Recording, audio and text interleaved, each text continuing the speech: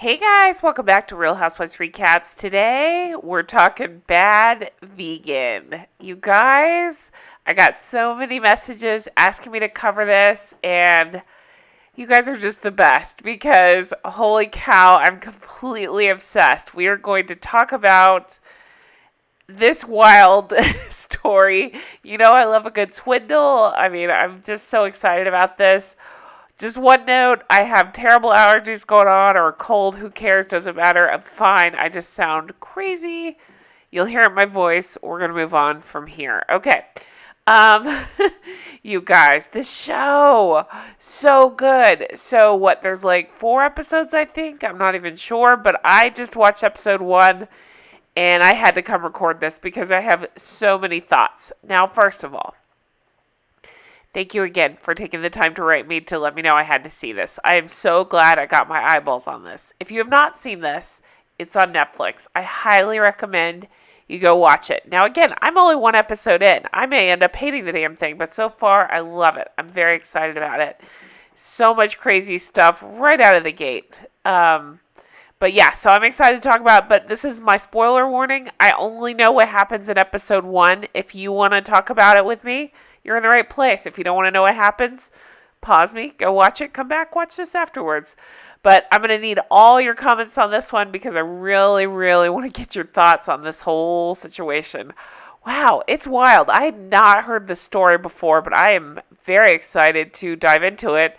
I'm resisting Googling to find out where everybody is yet because I want to watch the documentary first and then I want to do a deep dive into see what the heck is going on. I'm going to put in one quick plug here. Just check out Patreon. We have so much fun stuff going on over there. I've seriously had so many people join lately. It's kind of mind-blowing, and I thank every single one of you for joining and supporting. We have tiers as low as $5 a month. It just gives you access to all the original Sex and the City series. I'm doing Always Sunny over there. I have a tier where people are picking what we watch. I'm about to get into some Karate Kid / Cobra Kai stuff I'm super excited about. And yeah, lots of fun stuff over there. Check that out. I'll put the link up. Let's get into Bad Vegan. Future Jen here. I did have to point out my friend Parody Whitney, who is so fabulous at making all these hilarious topical songs, these parody songs that are great, is working on one to go along with this story. I will be sharing it. I will be talking about it because I, for one, can't wait to hear it. So be sure to check out her channel. Let's get into this crazy story.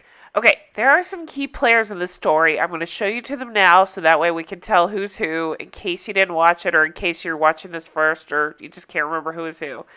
This is our main girl here. This is Sarma. Okay, so this is the part where I struggle a little bit. This is the first episode. So of course, I don't know exactly how I feel yet. I'm going to talk freely because that's what I do, and I'm going to tell you exactly how I feel about her as we go on. But it's really hard. This one's really hard because it's hard to know if...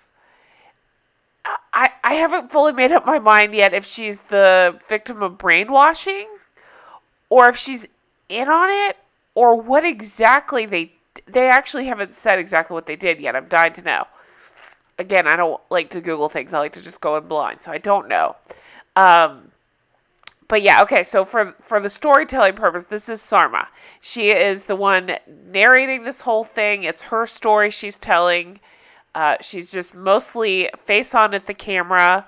A lot of shots of her, so you'll see a lot of that, as I talk through a lot of shots of her, because mostly they just have her. They haven't, I don't know where the guy is yet. We're going to find out. I have no idea.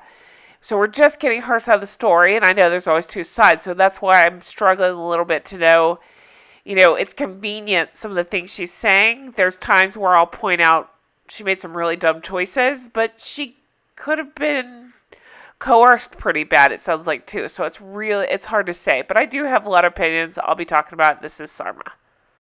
This is Shane Fox, or is he? Dun, dun, dun. So...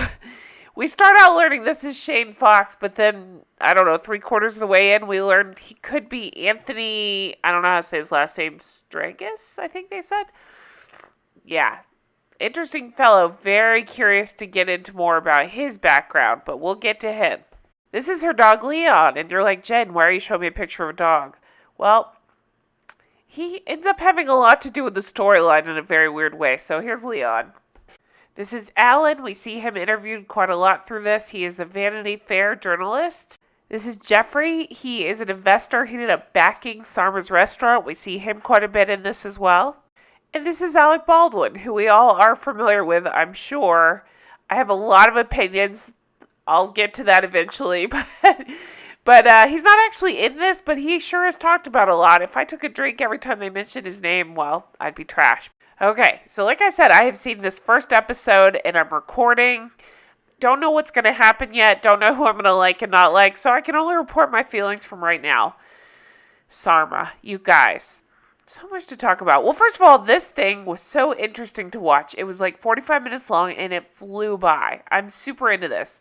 I love a good con story. I love swindling stories, anything like that, especially if it's not super violent. And so far, this has got all the makings of a perfect story for me. I just find it so fascinating. So you have this beautiful woman here.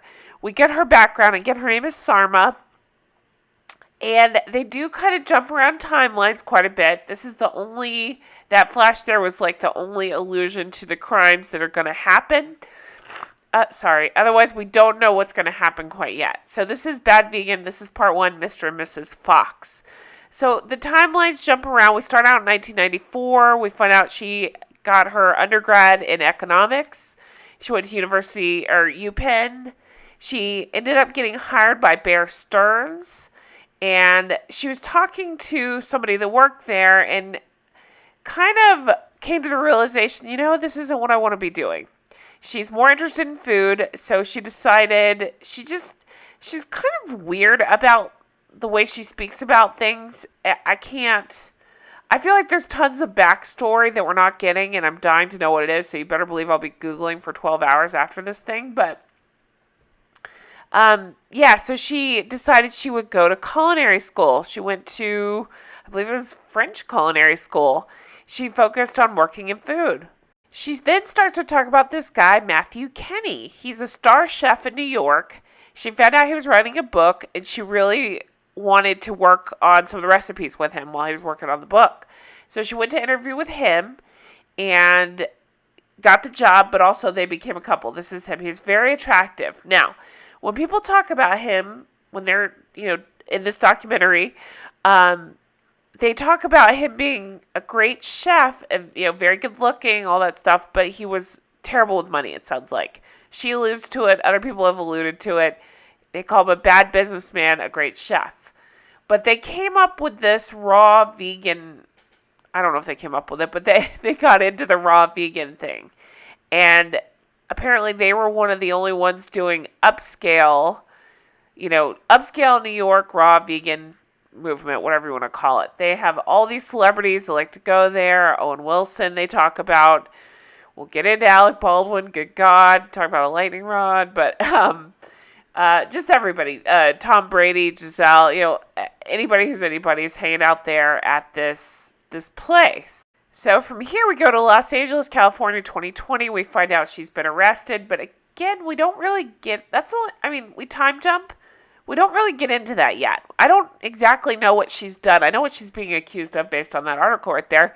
They don't really talk about what she's done, so I'm sure that is coming for me next. But for right now, all we know of this girl is, that, again, because we go back in time, she was a chef, very popular.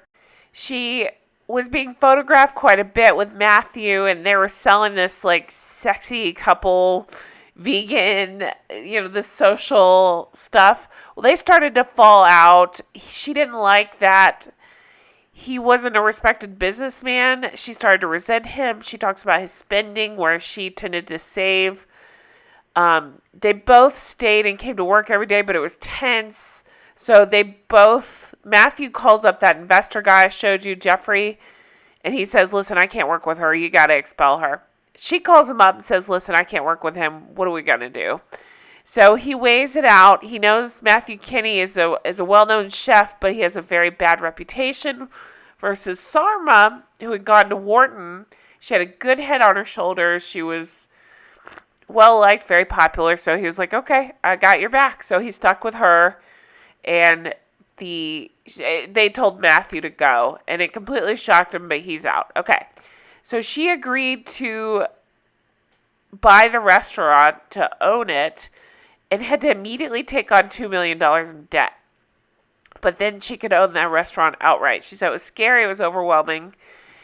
They talk about how she knew the right things to do, like when Facebook was trendy, when you'd post your, your restaurant's meals and things like that.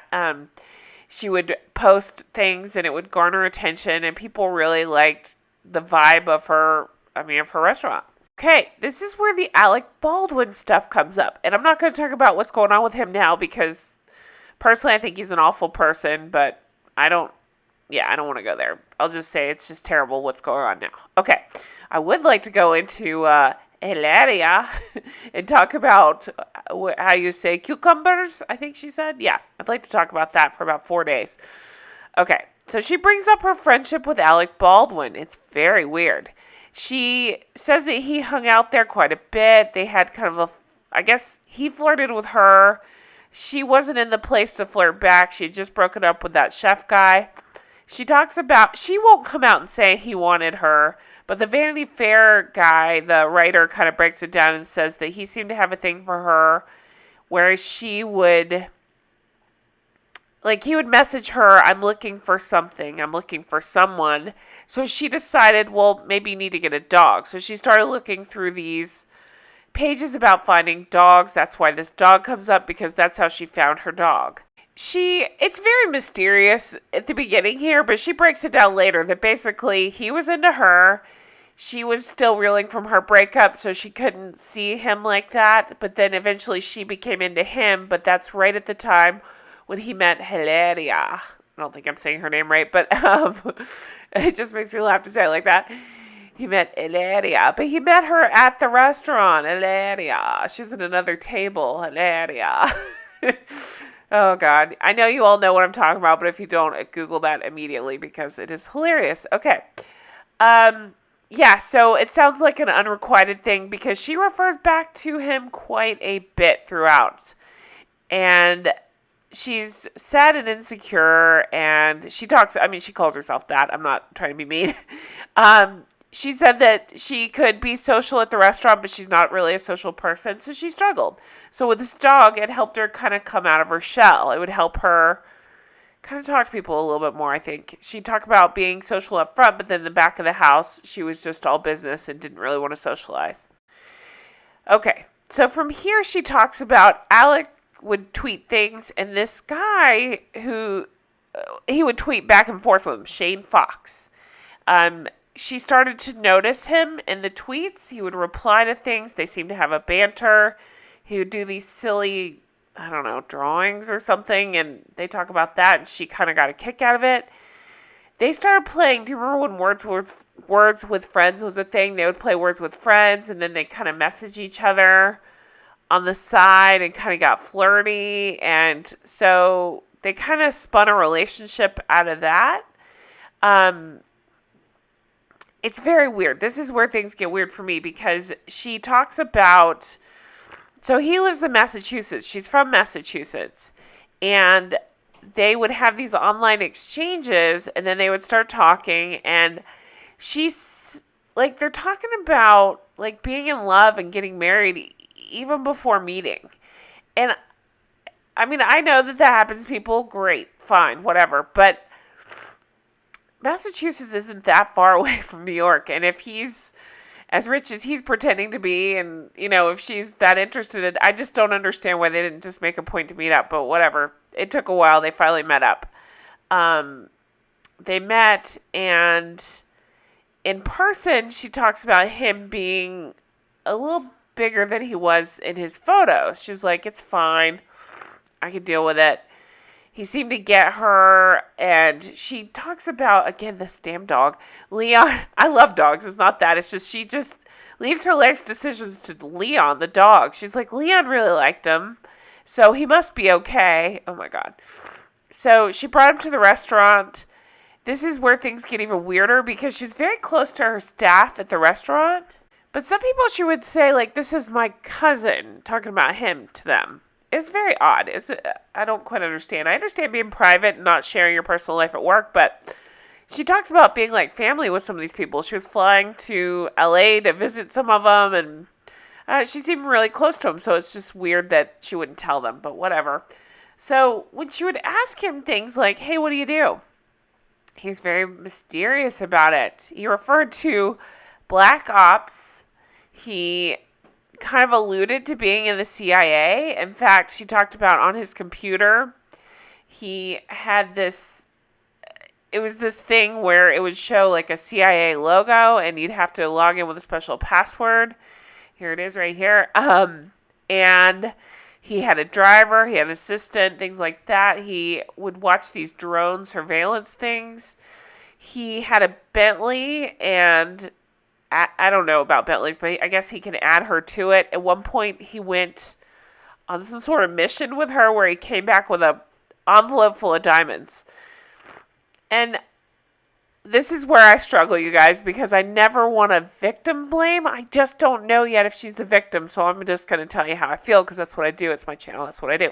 I just got, like, Deborah Newell / Dirty John vibes, right? Where it's like she wants to be in love, so she'll just go along with things and not question, like, why can't I know where you work? Why can't I know what your schedule is? She talked about him disappearing for days on end, and then he'd come back.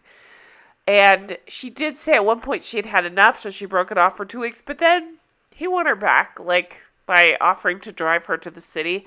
Just a lot of weird details that I understand now. Looking back, it's easy for me to sit here and say, what the hell are you thinking? But I'm sorry, it's my job. I'm going to say, what the hell are you thinking?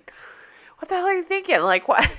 Why didn't it raise a red flag for you? And again, I'm not trying to be harsh. I'm sure she's a nice person, but is she? Like, that's the whole point of this. The way that they're spinning this is we don't know yet. And maybe it's up for us to decide, but I don't know yet about her. I don't know. Are we being fed certain things like she had zero idea that he was up to some bad stuff? I mean, it's hard to say. Hard to say. But I do judge her a little bit because, as we find out, she married him real fast, didn't know anything, and didn't really want to be married to him. Married him because she thought, I know I'm jumping ahead, but she married him because she thought she could get the $2 million she owed that investor guy. He offered to give it to her, so yeah, he's totally brainwashing her and swindling her there because he didn't have it, but I guess, but she wanted to marry him because she figured out she could get that without being like, she was trying to talk to somebody about how do you get a big gift like $2 million and not get taxed on it, and the accountant said, well, if you're married, that, then it's not a gift. So yeah. So I do judge her some for that. I mean, obviously I judge him more, but I want to know. They only fed us this side. I want to know what else is happening here so much. Okay, so we do meet this guy here. We find out she's very generous to people. This is somebody that's down on his luck, living on the street. She's been helping him. Sounds like she does a lot of nice things for him, and in return, he's very sweet with her. He seems to try to look out for her. He even says, like, anybody ever gives you any problems, you let me know. I'm there. He came over to her apartment one night, and Shane Fox was there. And Shane was kind of rude to him, so he said his hackles went up. This seems to be a repeated thing. All of her friends are saying, like, something's not right with Shane, something's up. So this is where I have trouble with her, because everybody has told her, hey, something's up with this guy, and she won't believe it. It even got to the point where he called her corporate office, and when they said she wasn't in, they realized on the caller ID it had this name, Anthony, however you say that last name. So the corporate people Googled him, and they found this whole rap sheet on him where he'd been in and out of prison. He had impersonated an officer, I believe. He had some felonies going on. Pretty bad rap sheet. And so they tried to bring it to her and be like, hey, just so you know, I think he's going by a fake name. But again, she's just kind of taking the Dirty John approach where she's just like, la, la, la, that's okay. I'm sure he was feeding her bullshit, But at some point, your instinct has to kick in and say, hey, so not only can I not talk to this guy about his job, I see him getting in the car with diamonds in an envelope. I find out he has a different name and a prison rap sheet, and yet no red flags, nothing. I mean, she does kind of tell the story where she wasn't sure, and again, she needed a break, but I just would think you would want to run away from all that. I don't know. That's just me. Okay. So during the same time, he ends up telling her it's an emergency, and she couldn't remember if it was $6,000 or $10,000 in cash. It's life or death. She's like, okay. And she literally even says to the camera, like, she's the kind of person that's like, yes, please let me help you. So she got him the money. Just too many red flags to ignore, right? But she ignored them. Again, she tells the story of going to visit her mom in New Hampshire. She was kind of fed up. But when her mom I don't know where her mom went, doesn't matter. She panicked and doesn't like being alone in the country. So she ends up letting him come pick her up, drive her and the dog back to the city. She told a vague story about his dad being in the car. So she got to meet his dad, and he was reaffirming everything that he was saying, but we don't get to hear. I get the feeling, obviously, either it wasn't his dad or he had been coached to say some of the stuff. I really want to know more about that story. Like, was that actually his dad? What happened? Why was his dad in the car with him? What's going on? Why isn't she asking a million questions? Because I have about a million questions I want to know about. So then she tells a story about him wanting to meet her at Tiffany's one day. They meet up and they go to an exclusive floor with champagne, private shoppers. She's trying on a ring that would cost $800,000. And they're trying to get what she likes from her and find out what kind of things she's into. We get to see a page from her diary saying she's not super into jewelry, but that does make her feel like royalty. It's very weird how she tells this story, too, because we know they're going to end up together, right? I mean, that's how it goes. But I kind of told the story out of order. She told this part first. We don't know that they're getting married quite yet, about what the accountant said. This part happens first, and I get the feeling during this, and I wonder if you've seen it, if you get this feeling too. But I get the feeling that we're being told this story, what's the word? Like, conveniently. You know what I mean? Like, it's easy when you break up with somebody to say something like, oh, I always had the feeling he was a bad guy. But when you're with him, you're like, oh, he's great. He hung the moon. I love him. We've all been there.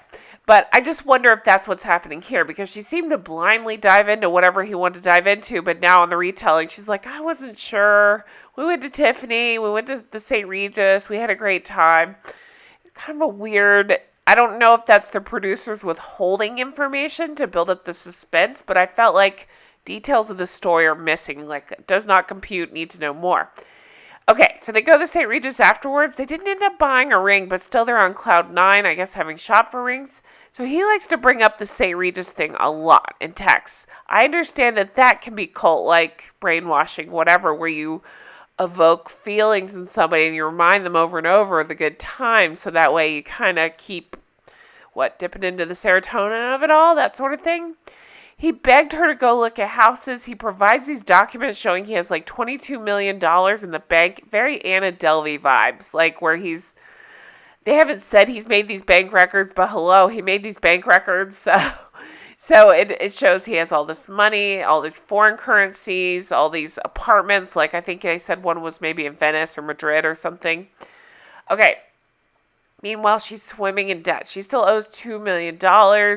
She's talking about how nice that Jeffrey guy, the investor, is, and how he lets her pay like $10,000 when she can, that kind of thing, to try to pay back the money she owes him. That's where the idea comes up about the $2 million. He says to her, like, I could easily give that to you. And the accountant, there's this accountant at Barclays that's trying to get his business because, again, he's fudged all these records, it sounds like. They haven't said it yet. I'm just guessing. But the accountant tells her if you marry him, it's not a gift. You can have that $2 million not taxed. And then, she thinks, okay, cool. It's my ticket to pay off the loan. again, I feel like that's being told for our benefit because I just don't understand. I don't know. It doesn't make her sound great, right? Like, I want to marry this weirdo that I know nothing about because he can pay away my $2 million in debt. I don't know. So that makes me a little bit think maybe she wasn't on it, Like, we haven't heard what else he did yet. So it's hard. I'm dancing around this because if she's a victim of terrible things, which it might be, then obviously that's awful. But I can still say, like, she made some bad choices along the way. Okay. So, they get married, and it's just the two of them in Thompson Square Park. It's raining. She says, like, it's romantic, the notion of it all. Then she goes to LA to see this guy here. He's a friend that used to work at her restaurant. They were pretty close, and she tells him, oh, yeah, by the way, I got married. But he said she was being very weird about the whole thing and wasn't excited. She didn't even tell the people at her restaurant, who she was super close with, that she got married. And Shane ended up texting people there that they had gotten married. So, again, it gives me the vibes of Dirty John. Remember, he did that. Deborah didn't want to tell people, especially her kids, that she had gotten married, but he couldn't wait to tell them so they knew that he was a permanent fixture in their family.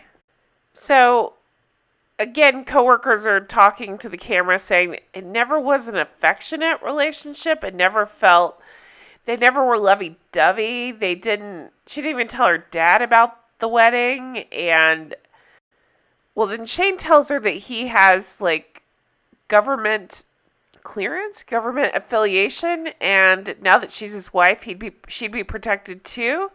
She was contacted by somebody who was going to set up that for her.